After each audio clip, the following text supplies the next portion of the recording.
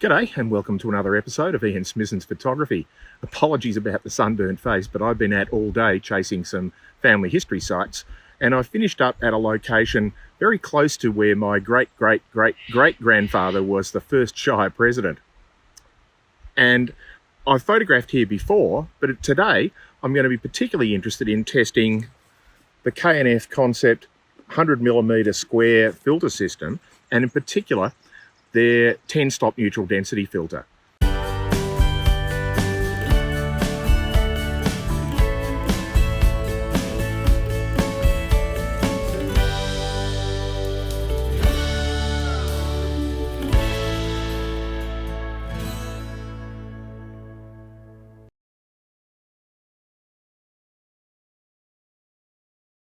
If you've watched my videos before, you'll know I use neutral density filters quite a lot in landscape photography, so I'll be interested to see how this one goes.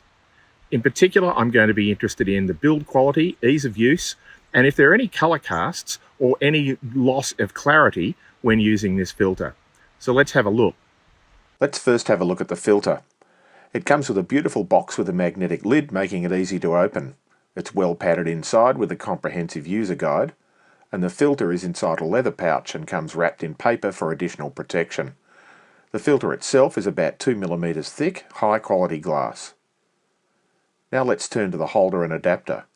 The filter holder is well-made metal structure with a neat brass lever to simplify locking it on the adapter. In the same pack comes a collection of ring adapters in all the usual sizes from 49 to 82mm.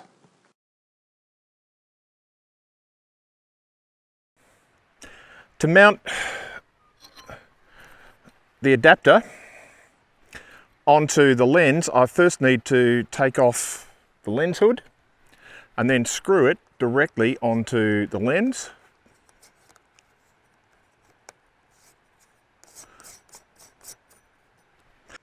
And then I can clip this filter holder directly on here.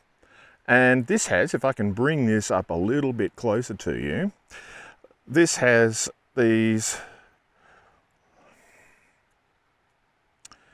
little lugs here. I'm not sure how easy they are going to be to see, but there's also this brass clip here which pulls back the lugs on the other side, making it very easy to fit the holder directly onto the adapter ring. You just need to put the lugs on this side, press that little brass ring, and there it is.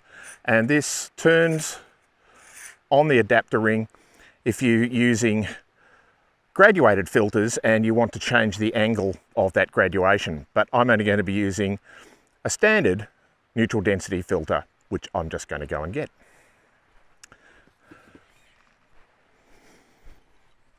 And here we are. So now it's just a matter of sliding that down into the holder.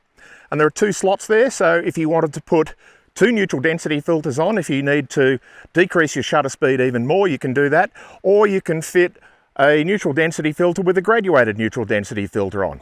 It's as easy as that. So now let's go down to the cascades over behind me and see if we can find something to shoot. Well, I think I've found the shot, and if I just switch to video here to show you what I'm shooting, I'm interested in this little curving cascade from this little top pond up here, and the cascade comes down into this pond and then across this other cascade and then down here out the right hand corner. The challenge I have with it at the moment is that this rock face, and the little rock face on the corner, which I may crop out in the end, but also this one here, are still in bright sunshine, and the rest of the cascade and the creek is in shadow. So that's just way too much contrast, and even if I HDR'd it or compensated for it in post-processing, it's still going to look a bit weird. I'd much rather have that all in shade. So I'm going to have to wait probably another hour before the sun drops down to get behind these rocks and trees so that the rocks in the foreground and the midground of my shot are going to be in shadow as well. That's one of the challenges of shooting in bright sunshine, even late afternoon now, it's still quite bright, and the shady bits of the rock and the sunny bits of the rock are just too big a contrast difference. So we're just going to wait a while, and I'm going to take some B-roll, and we'll come back here once the light has dropped off, and we can then test how we're going to go with this filter right here. Well, it's now just over an hour later, and the sun has dropped down into the trees, so there's enough shadow on those bright rocks. You'll notice that you're looking in a different direction, and I've moved just a little bit to the side to change the angle so I can open up that C curve in the foreground going out onto the right hand side. So I've just taken a test shot, which will also act as my standard shot to compare color cast and clarity. I'm shooting at ISO 200 at f8, and that's 1/80th of a second. So I'll now put the 10-stop filter on. Just clip those lugs on, press the little brass ring, and we're in. And that's now giving me a shutter speed of 25 seconds. 25 seconds is a bit slower than I would normally shoot this sort of cascade, but it still should come up with a nice, smooth, milky effect of the water going around these rocks.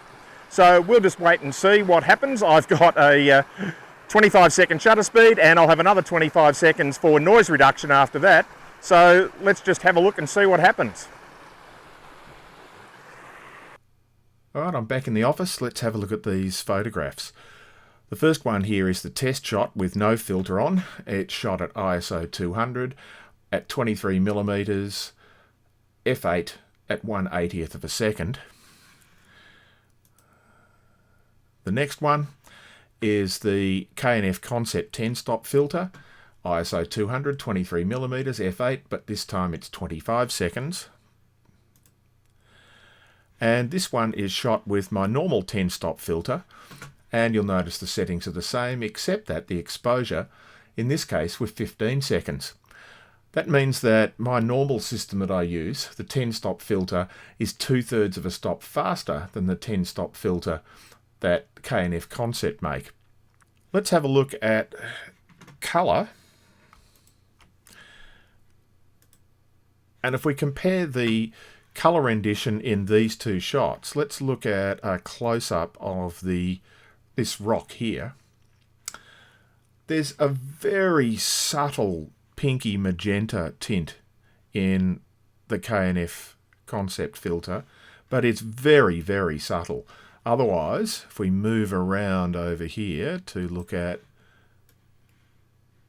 this rock surface, again, a very subtle pinky tinge, but it's almost identical in tone to this one. On the other hand, if we compare, now on the left-hand side, we have the normal filter that I use in comparison with the K&F Concept filter, and this one has a much stronger magenta cast in it than the K&F Concept filter. So overall, the 10-stop filter that I was using from K&F Concept here has a better colour rendition than the filter that I normally use. There's almost no difference that I can pick in clarity between these two. So the optical quality of the glass is very good, and it's closer to 10 stops than the filter that I'm currently using. So overall, I'm pretty impressed with the K&F Concept filter. The adapter and the holder are well made and easy to use, and the optical quality of the filter itself looks pretty good. It's pretty accurate for 10 stops, whereas other filters, including the one that I use, are not necessarily that accurate, and the optical quality looks very good. There's very little color cast, and there's very little change in clarity and sharpness of the image. So I'd recommend these filters to you if you're interested. check out the K&F Concept website, and they've got a deal, and I'll put a link in the information below, for a discount until the end of February. So if you've liked this video, please like, subscribe, tell your friends, click on the little bell to get notified when I create new videos, and most importantly, remember pixels are free, so get out there and shoot more when you're allowed to. Stay safe, stay well, and I'll see you again soon. Bye for now.